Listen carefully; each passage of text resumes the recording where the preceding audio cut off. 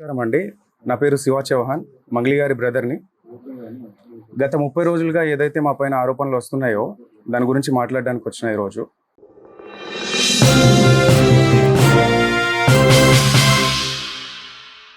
ప్రతి సంవత్సరం సీతారాముల వారి కళ్యాణం కావచ్చు, ఏదైనా కూడా మేము కట్టించిన ఆంజనేయ స్వామి దేవాలయం ఏదైతే ఉందో దాని పరంగా నేను ఎవ్రీ ఇయర్ 1 month ముందే వెళ్ళి నేను టెంపుల్స్ విజిట్ చేయడం జరుగుతుంది.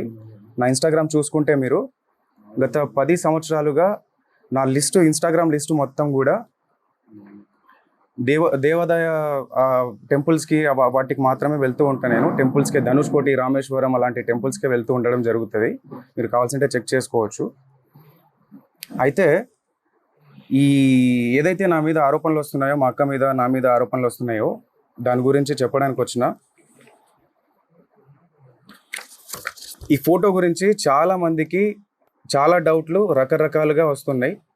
మా మీద నింద మోపడానికి చాలా కుట్ర పన్నుతున్నారు. అది ఎవరున్నారు దీని వెనకాల ఏంటి అనేది ఇంతవరకు మాకు కూడా అర్థం కాని పరిస్థితిలో ఉన్నాం మేము.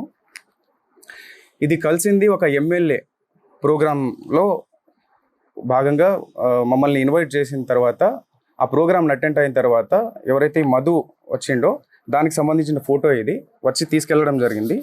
దీనికి ముందు మా సిస్టర్ ఎవరైతే మంగ్లీ గారు ఉన్నారో ఆమె పరిచయం ఎలా స్టార్ట్ అయిందో చెప్తా ఈరోజు.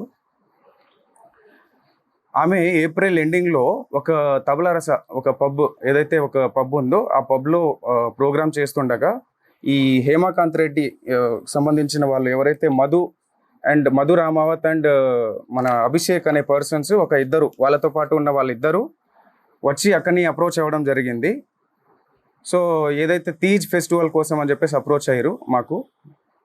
నేను ఆ ప్రోగ్రామ్కి అటెండ్ అవ్వలేదు, మా అక్కకు మాత్రమే అప్రోచ్ అయ్యారు వీళ్ళు. సో తీజ్ ఫెస్టివల్ కోసం అని చెప్పేసి వాళ్ళు రావడంతో మా అక్కని అడగడంతో నా నంబర్ ఇవ్వడం జరిగింది ఆమె. మా బ్రదర్ ఏదైనా కూడా మా బ్రదరే హ్యాండిల్ చేస్తాడు, మా బ్రదరే దీని గురించి మొత్తం మాట్లాడతాడు, ప్రోగ్రామ్స్ గురించి మొత్తం మా బ్రదర్కి కాంటాక్ట్ అవ్వండి అన్న విషయంలో నా నంబర్ ఇవ్వడం జరిగింది. నెక్స్ట్ 1-2 days తర్వాత కాల్ చేసి, అన్న ఇది పరిస్థితి, అక్క దగ్గర నంబర్ తీసుకున్నామని చెప్పేసి వీళ్ళు నన్ను కాల్ చేసి ఇట్లా అడిగారు. తీజ్ ఫెస్టివల్ ఉందన్న, మంత్స్ ఉంది కదా, దానికి ఇంకా టైం ఉంది, ఆ టైం తర్వాత అప్పుడు చూద్దాంలేండి, కొన్ని ఇంపార్టెంట్ కాల్స్ వస్తుంటాయి, మీటింగ్స్ ఉంటాయి, సో వాటికి వెళ్ళాల్సి వస్తుంది అని చెప్పేసి నేను చెప్పడం జరిగింది. సో దాని తర్వాత ఈ ప్రోగ్రామ్ రావడంతో ఆ ఎమ్మెల్యే ప్రోగ్రామ్ అయిపోయిన తర్వాత, అన్న ఈ ఎమ్మెల్యే ప్రోగ్రాము మా ఈవెంట్ మా విలేజ్ పక్కనే ఉంటుంది, సో ఆ విలేజ్ పక్కనే మా విలేజ్ ఉంది కాబట్టి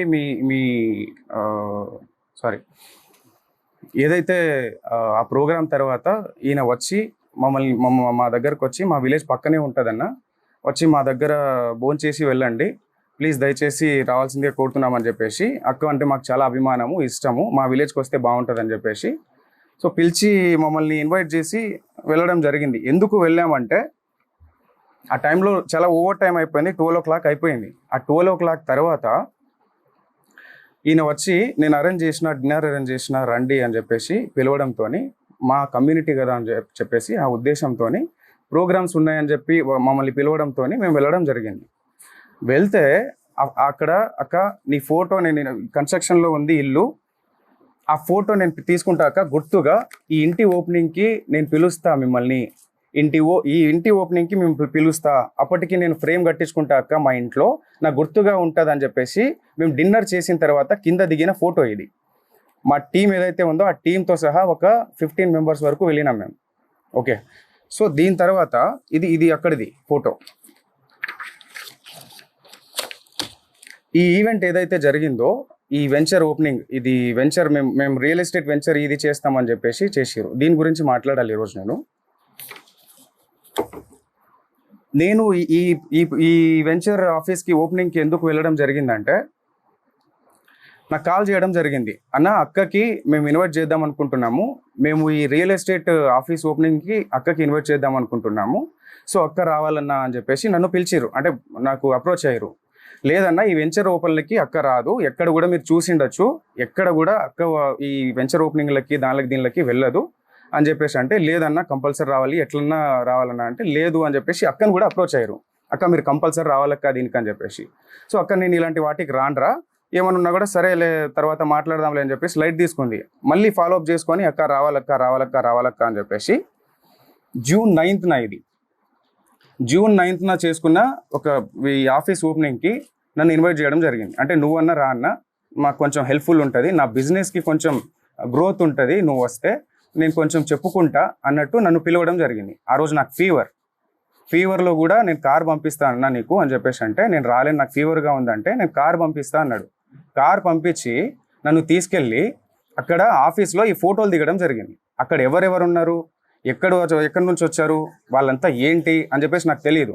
ఓన్లీ అది ఒక జిఎన్ఐ ఆఫీస్, ఏదో జిఎన్ ఆఫీస్ అని చెప్పేసి ఓపెనింగ్కి మాత్రమే పిలిచిరు నన్ను. జూన్ 9న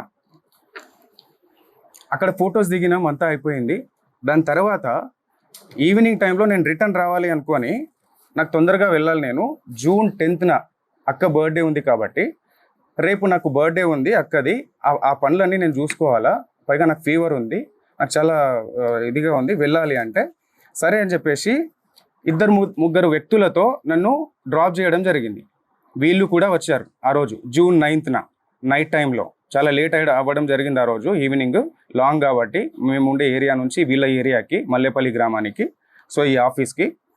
సో వీళ్ళు ఎవరైతే నా మీద ఈ పర్సన్ ఎవరైతే నా మీద మొన్న చెప్పడం జరిగింది, వీళ్ళు ఎవరో కూడా నాకు తెలియదు. జస్ట్ డ్రైవర్లుగా వచ్చిర్రు, వెనకాల నన్ను వదలడానికి వచ్చిర్రు. వీళ్ళు వచ్చి నా దగ్గర ఫోటో తీసుకున్న ఫోటో ఇది మా ఇల్లు బ్యాక్గ్రౌండ్లో, ఇది మా ఇల్లు బ్యాక్గ్రౌండ్. ఇక్కడ ఆఫీస్, ఏదో బ్యాక్గ్రౌండ్లో ఒక ఆఫీస్ ఉంటుంది. సో ఇంటి దగ్గర దిగిన ఫోటోని ఈరోజు ఇన్ని లక్షలు ఇచ్చాము, అన్ని లక్షలు ఇచ్చాము అని చెప్పేసి అబద్ధాల ప్రచారం చేస్తున్నారు ఈరోజు. సో దయచేసి గమనించాలి మీరు, ఇది అక్కడ జరిగిన విషయం. దాని తర్వాత మేలో ఏదైతే ఎమ్మెల్యే ఫంక్షన్ తర్వాత మేలో మేము